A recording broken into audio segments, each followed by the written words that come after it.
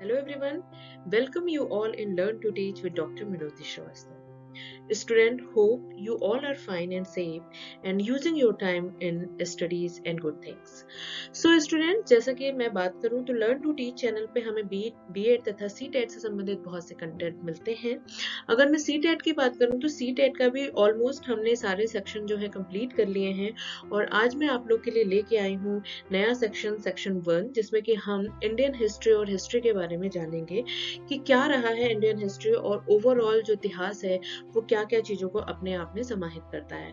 तो चलिए आज से स्टार्ट करते हैं सीटेट के पेपर सेकंड का सेक्शन 2 हिस्ट्री।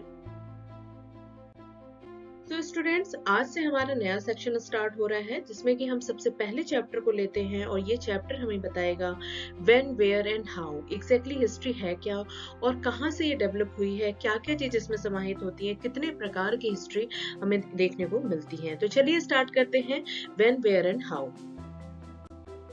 स्टूडेंट, सबसे पहले हम ये जान लेते हैं कि जो हिस्ट्री शब्द है ये कहाँ से उत्पन्न हुआ है। तो हिस्ट्री जो है वो एक ग्रीक शब्द हिस्टोरिया से निकला हुआ है जिसका यानी कि हिस्टोरिया का जो अर्थ होता है वो होता है नॉलेज एक्सप्लेन, यानी कि ऐसा कोई ज्ञान जिसे कि अच्छे से जिसकी व्याख्या की गई हो।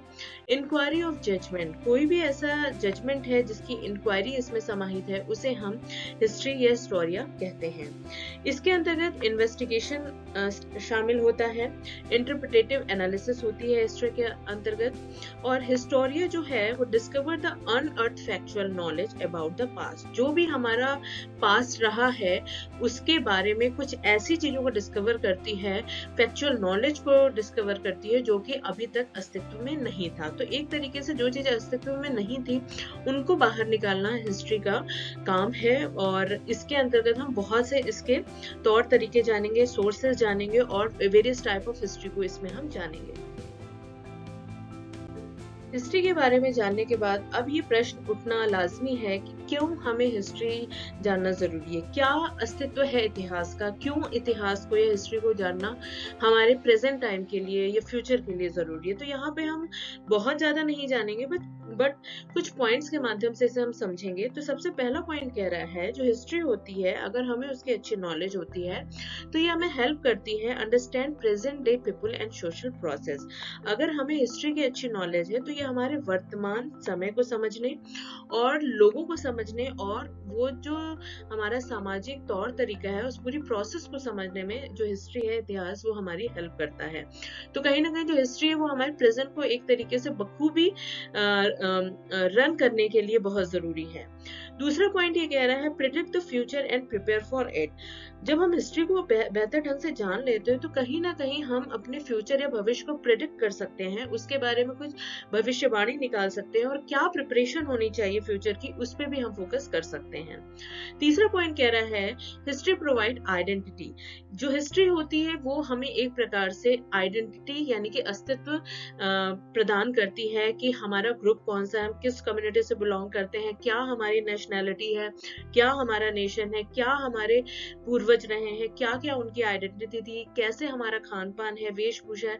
ये सारी चीजें जो हैं एक तरीके से हिस्ट्री का ही पार्ट है जो कि आज की डेट में या प्रेजेंट टाइम में हमको एक आइडेंटिटी देता है। तो हिस्ट्री को हम अपने लाइफ से निकाल नहीं सकते हैं और यही जो हिस्ट्री है इसी की बदौलत हम अपने फ्यूचर को प्रेडिक्ट करते हैं, उसकी प्रिपरेशन करते हैं।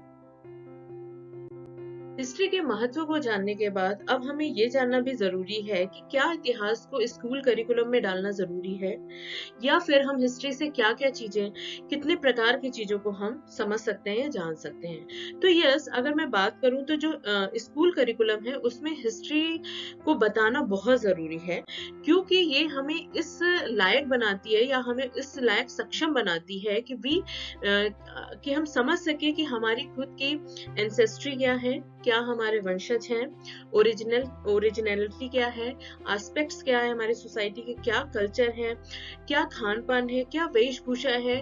उन सभी चीजों को जानना और समझना, वर्तमान समय से उन सारी चीजों को चलाना या भविष्य में उनके लिए प्रेडिक्शन करना, इसके लिए हमें स्कूल करिकुलम में हिस्ट्री को डालना बहुत जरूरी है। How it come to be in the present form. ये जो चीजें हैं ये तो पार्ट है हिस्ट्री के, बट ये सारी चीजें कैसे प्रेजेंट टाइम में चेंज हुई हैं, क्या जरिया रहा है इनको चेंज करने का, क्यों ये चेंज हुई हैं, इन सारी चीजों को हमें हिस्ट्री के अंतर्गत जानना जरूरी है। तो यहाँ पे स्टूडेंट आप देख रहे हो रोमिला थापर हैं। रोमिला थापर थी जिन्होंने की जो कि पहली ऑथर थी जो कि आफ्टर इंडिपेंडेंस इन्होंने national level history text book को लिखा था। आफ्टर इंडिपेंडेंस 1947 के बाद पहली ये ऑथर थी जिन्होंने national level history text book को लिखा था।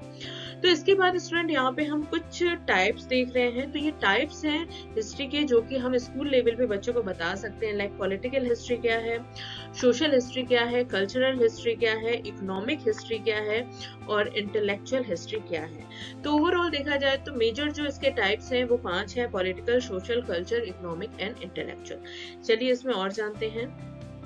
स्टूडेंट्स अभी हमने जाना कि हिस्ट्री का बैकग्राउंड क्या है और कितने प्रकार के जो इतिहास है वो हमें देखने को मिलता है। अब हम ये जान लेते हैं कि ये जो जितना भी इतिहास है जो हमारा पास्ट है उसके बारे में हमें जानकारी मिलती क्या है, क्या सोर्स है जिसके माध्यम से ये सारी चीजें वर्तमान में आज हमारे सामने आई हैं। तो यहाँ पे आप एक टेबुलेशन फॉर्म में देख सकते हो जो सोर्स है जहाँ से हमें हिस्ट्री के बारे में जानकारी मिलती है वो मेजर रूप से 3 प्रकार के हैं।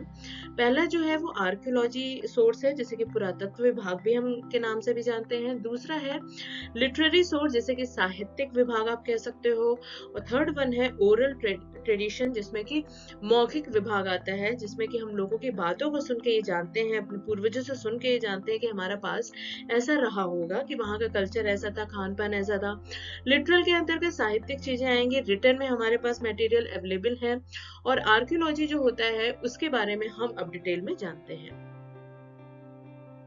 स्टूडेंट्स अब हम बेसिकली जानेंगे कि आर्कियोलॉजिकल सोर्स के अंतर्गत क्या क्या चीजें आती हैं। तो सबसे पहले हमें ये जानने की जरूरत है कि जो पुरातत्व माध्यम है चीजों को जानने के वो भी अगेन 3 पार्ट में डिवाइडेड है। सबसे पहला जो इसका पार्ट है आर्कियोलॉजी का वो है मॉन्यूमेंट्स जो कि हमारे स्मारक होते हैं। एपिग्राफिक होता है। एपिग्राफिक जो होता है पुरातन चीजें जो कि शास्त्र के फॉर्म में है यानी कि रिटन मटेरियल जो होते हैं वो एपिग्राफिक के अंतर्गत आते हैं। एंड न्यूमिस्मेटिक सोर्स जो है वो आपको ज्यादातर धातुओं के रूप में दिखेंगे, या तो कॉइन हो सकते हैं या ऐसे कुछ मूर्ति हो सकती है। तो वो सारी चीजें आपके न्यूमिस्मेटिक सोर्स के अंतर्गत आती है। तो सबसे पहले हम ये जानते हैं कि आर्कियोलॉजी जो सोर्स है वो एग्जैक्टली है क्या। तो यहाँ पे आप सबसे पहले जो ऊपर बॉक्स बना है उसमें देख सकते हो इट्स द साइंटिफिक स्टडी। जो आर्कियोलॉजी है वो साइंटिफिक वैज्ञानिक माध्यम है चीजों को जानने का, जिसमें कि इन्वेस्टिगेशन होता है और फिजिकली हमें चीजें मिलती हैं, सिर्फ हम सुनते नहीं हैं, हम उसे देख भी सकते हैं। और इसका जो मेन जरिया है या मेन आप कह सकते हो आउटपुट है वो है fossils of living beings from past. जो जीवाश्म होते हैं लोगों के जो कि पहले रह रहे थे, अब वो अवेलेबल नहीं, लेकिन उनके जो जीवाश्म हैं वो आर्कियोलॉजिक यानी पुरातत्व विभाग के बहुत बड़े सोर्स हैं। अब जब हम बात करते हैं मॉन्यूमेंट्स की, तो मॉन्यूमेंट्स में चीजें आ जाती हैं ancient buildings, paintings, poetries and terracotta figures. Archaeological department of government of India जो है वो इसकी जिम्मेदारी लेती है जितने भी स्मारक हैं हमारे पुरातन उसकी देखभाल करना, उसकी मेंटेनेंस करना, वहां से चीजें निकालना जो है, ये सारी जो जिम्मेदारी है वो archaeological department of government of India अपने हाथ में लेता है। दूसरा जो सोर्स हमने देखा है आर्कियोलॉजी के अंतर्गत वो है एपिग्राफी। जैसा कि हमने देखा है रिटन डॉक्यूमेंट होता है, written account known as epigraphy. तो इसमें जो चीजें आती है लाइक स्टोन्स के ऊपर अगर कुछ लिखा हुआ है, पिलर्स हैं, रॉक्स हैं, कॉपर प्लेट्स हैं, ब्रिक्स हैं, सील्स हैं, टेराकोटा एंड इमेजेस हैं, ये सारी चीजें आपको एपिग्राफी के अंतर्गत पाई जाती हैं। थर्ड जो है वो न्यूमिस्मेटिक है जिसमें कि अभी हमने जो बात करी धातु के फॉर्म में हो सकता है, तो ओल्ड कॉइन्स आते थे इसमें, जो पुराने समय के जो सिक्के चलते थे वो सारी इस पार्ट में आएंगे। हिस्टोरिकल स्टडी आ जाती है। इंडो ग्रीक जो है वो पहले पुराने सबसे आप कह सकते हो ओल्डेस्ट थे जो उन्होंने क्वाइन को शुरू किया था, और सबसे पुराना जो क्वाइन था उसको हम पंच मार्क्ड के नाम से जानते हैं। यहाँ पे ये लिखा हुआ है पंच मार्क्ड, इस नाम से हम जानते हैं क्वाइन आइदर सिल्वर और कॉपर, या तो ये हमें चांदी में मिलता था या फिर कॉपर में हमें देखने को मिलता था। आप इसकी कुछ इमेजेस भी देख सकते हो स्टूडेंट यहाँ पे। तो ये तो स्टूडेंट हमने जाना क्या है हिस्ट्री, क्या इसके टाइप्स हैं और वो सोर्स जिसके माध्यम से हमें हिस्ट्री के बारे में जानकारी मिलती है। तो आज जो हमने कवर किया है वो आर्कियोलॉजिकल सोर्स किया है। हमारे 2 सोर्स और बच रहे हैं, लिटरल एंड ओरल सोर्स, जिसको हम नेक्स्ट वीडियो में कवर करेंगे। और साथ ही इस चैप्टर यानी कि हिस्ट्री का पहला chapter where, when and how, उसके कुछ एमसीक्यूज को सॉल्व करेंगे और इस चैप्टर को कंप्लीट करेंगे। तब तक आप अपना ख्याल रखिए, फैमिली वालों का ख्याल रखिए, अपने टाइम को सही से यूज करिए। फिर मिलते हैं अपनी नेक्स्ट वीडियो में। Till then take care and bye.